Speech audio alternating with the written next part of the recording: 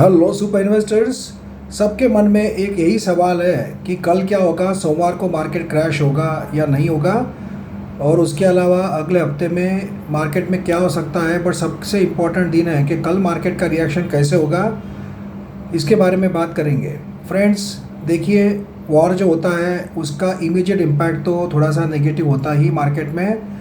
और ये जो पहले भी छोटी मोटी झड़प इजराइल में और फ़लस्तीन में चलती थी, वो भी न्यूज़ हमने कुछ दिनों पहले भी आती देखी थी। बट वो छोटी मोटी जो झड़प होती है उससे कोई फ़र्क पड़ता नहीं था। बट ये फुल फ्लेज वॉर जो शुरू हो गया है, ये काफ़ी चिंताजनक हो जाएगा मार्केट के लिए। क्यों होगा? देखिए, ये जो पूरा बेल्ट है ये पूरा ऑयल प्रोड्यूसिंग कंट्रीज़ का बेल्ट है, मिडल ईस्ट। अब मिडल ईस्ट की बाकी जो देश है वो इसमें इन्वॉल्व होते हैं या नहीं होते हैं वॉर में, इस पर भी डिपेंड करेगा कि मार्केट कैसा रिएक्ट करेगा। अभी जब अगर देखा जाए तो अभी कोई भी कंट्री ने डायरेक्ट इन्वॉल्वमेंट की बात नहीं है की है, बट सिर्फ सपोर्ट करने की बात की है। कुछ लोगों ने इजराइल को सपोर्ट किया है, कुछ लोगों ने फ़लस्तीन को सपोर्ट किया है डायरेक्ट, बट कोई वॉर में उतरने की बात अभी नहीं कर रहा है। ये अच्छी बात है। बट इसकी अगर जो है आग या फिर इसका जो इफ़ेक्ट है वो आसपास के कंट्रियों में अगर गया तो ये बुरी बात हो सकती है। वैसे भी कुछ लड़ाके जो है, जो लीबिया से हो गया, सीरिया से हो गया, कुछ तुर्की से हो गया, ऐसे कुछ लोग जो है कट्टरपंथी वो वहाँ पे फ़लस्तीन के हमास की ओर से लड़ने के लिए जा रहे हैं। ये बातें आ रही है, बट डायरेक्टली ओपनली कोई भी कंट्री इसमें इन्वॉल्व अभी तक नहीं हुई है। अब एक्चुअली ऑयल मार्केट तो बंद है। ऑयल मार्केट कैसे खुलेगा, ऑयल के बैरल्स में कितना ज़्यादा तेज़ी आएगी, इसके ऊपर मार्केट का रिएक्शन देखने को हमें मिल सकता है। ऑयल का अगर अभी जहाँ तक अभी मिडल ईस्ट के मार्केट की बात करें जो कि चल रहा है, टर्की का जो मार्केट है ज़्यादा नहीं गिरा है, 0.30% माइनस है।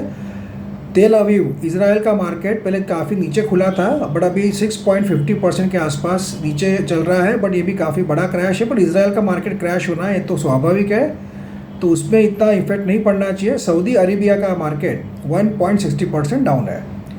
अब जब मेजर मार्केट कल खुलेंगे, या मेन तो ब्रेंट क्रूड ऑयल और क्रूड ऑयल का जो रेट खुलेगा उसके ऊपर ही सब डिपेंड करेगा कि क्या होता है। जहाँ तक सवाल यह है कि अभी बड़े ऑयल प्रोड्यूसिंग कंपनी जो है, जैसे ईरान है, ईरान ने ऑयल सप्लाई कम नहीं करना चाहिए। अभी तक तो उनके यहाँ से कोई स्टेटमेंट नहीं आया है, बट ईरान ने अगर कुछ इसका फ़ायदा लेकर कुछ ऑयल कटौती करने की बात की, या जो कंट्रीज़ को सप्लाई करता है वहाँ पे कुछ उन्होंने कुछ गलत बयानबाजी की कि हम लोग नहीं देंगे अगर आप सपोर्ट नहीं करेंगे तो वगैरह वगैरह, तो वो चिंता का विषय हो सकता है।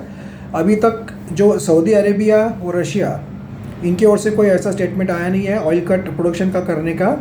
और ओपेक के जो सेक्रेटरी है उन्होंने ये कहा है कि अभी तो हमारा कोई विचार नहीं है इसके कारण कोई कटौती करने का, और कोई इम्पैक्ट ओपेक के डिसीजन पर नहीं होगा, ऐसा उनका स्टेटमेंट आया है। बट उसका इम्पैक्ट ऑयल के ऊपर जो कल मार्केट खुलता है उस पर क्या रहेगा, उसके ऊपर ही मार्केट रिएक्ट करेगा। जहाँ तक भारत का सवाल है, भारत में तो डीजल और पेट्रोल के रेट बढ़ने की कोई गुंजाइश नहीं है, क्योंकि इलेक्शन आ रहे हैं तो गवर्नमेंट वो रिस्क नहीं लेगी भले ही क्रूड ऑयल का रेट बढ़े। बट क्रूड ऑयल का रेट बढ़ेगा तो उसका इम्पैक्ट ये होता है कि हमें महंगा ऑयल ख़रीदना पड़ता है, इकोनॉमी पे उसका असर होता है, उसका इम्पैक्ट तो मार्केट पे देखने को मिल सकता है। अब सवाल ये आता है कि बाकी जो शेयर्स जो है, जो कंपनियां हैं जो इजराइल में काम करती है, उसमें से निफ्टी 50 की कुछ कंपनियां हैं इंपॉर्टेंट, जो कि रिलायंस का भी कुछ इन्वेस्टमेंट है इजराइल में, अदानी ग्रुप का भी है, TCS का है, इन्फोसिस का है, विप्रो का है, टेक महिंद्रा का है। ऐसी काफ़ी कंपनियों का काफ़ी इन्वेस्टमेंट इजराइल में किया हुआ है। किसी के सब्सिडरीज़ है, किसी ने कोई कंपनी में पैसा लगाया हुआ है, कुछ फार्मा कंपनियों का भी है। तो उनके शेयर अगर गिरेंगे कल तो उसका इम्पैक्ट कहीं ना कहीं निफ्टी पे हमें देखने को मिल सकता है। दूसरी बात, ये और कितने दिन चलेगा उसके ऊपर भी डिपेंड करेगा कि मार्केट कितने दिन तक इसमें डर के माहौल में रहता है। जैसे कि रशिया यूक्रेन वॉर चला था तब कुछ दिनों तक मार्केट में गिरावट होती रही, बट बाद में मार्केट संभल गया था। तो अब ये सब डिपेंड करेगा कि न्यूज़ क्या आती है, ऑयल पे क्या इम्पैक्ट होता है, किसके क्या स्टेटमेंट आते हैं। इन बातों पर मार्केट का आगे का चाल डिपेंड करेगा। बट थोड़ा सा अभी डर का माहौल तो रहेगा ही, और कल हमें गिरावट तो देखने को मिलेगी ही भारतीय मार्केट में। बट इसका एक फ़ायदा आपको ये लेना है कि जो अच्छी कंपनियां हैं इस गिरावट में आप ले सकते हो, जो कि आप काफ़ी दिनों से ले नहीं पा रहे थे रेट ज़्यादा होने के कारण। इस पर आपको ध्यान देना है। ये आपको अच्छा मौका हो सकता है साबित। Q2 के रिज़ल्ट के सीज़न भी आ रहा है। नेक्स्ट वीक में काफ़ी अभी अच्छे कंपनियों के रिज़ल्ट है, तो उसका भी रिएक्शन मार्केट में देखने को मिलेगा। बट थोड़ा डर का माहौल रहेगा। वर्ल्ड मार्केट में क्या होता है, मंडे को सब पिक्चर क्लियर हो जाएगा, उसके बाद ही ट्यूसडे से डायरेक्शन पता चलेगा कि पूरा वर्ल्ड मार्केट इस वॉर का क्या रिएक्शन देता है। बट कल थोड़ा बहुत करेक्शन होगा, तो घबराने की ज़रूरत नहीं है। हो सकता है 1-2 दिन रिएक्शन के बाद में मार्केट संभल भी जाए, क्योंकि देखिए ना पैलेस्टाइन से ना इजराइल से बहुत ज़्यादा चीज़ें एक्सपोर्ट नहीं होती है। जैसे कि यूक्रेन से और रशिया से क्या था, बहुत ज़्यादा मेटल, बहुत ज़्यादा धान, ग्रेन्स ये एक्सपोर्ट होते थे, तो वहाँ पर ऑयल भी था, तो ये काफ़ी चीज़ें वहाँ पे अफेक्ट हो रही थी। बट ये दोनों कंट्रीज से इतना कोई बहुत बड़ा इम्पैक्ट होगा ऐसा लगता नहीं है। हालांकि इजराइल से डिफेंस के इक्विपमेंट के काफ़ी कंपनियों को पूरे वर्ल्ड वाइड सप्लाई वगैरह होता है, बट अभी उनके यहीं वॉर चल रहा है, तो कहीं और वॉर नहीं चल रहा है, तो डिफेंस की ज़रूरत नहीं पड़ेगी। तो ओवरऑल देखा जाए तो थोड़ा बहुत इम्पैक्ट पड़ेगा।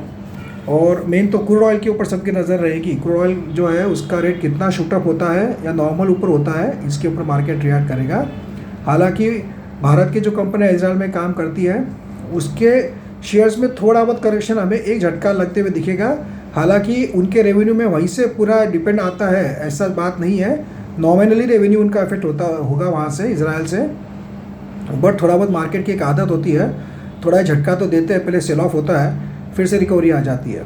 तो आशा करते हैं कि बहुत ज़्यादा मार्केट में गिरावट ना हो, और ये जो वॉर है इसका भी सोल्यूशन जल्द से जल्द निकल जाए और फिर से शांति आ जाए। क्योंकि अभी मुश्किल से थोड़ी तेज़ी आई थी मार्केट में, हम सब लोग खुश हो रहे थे, और बीच में ही ये प्रॉब्लम खड़ा हो गया है।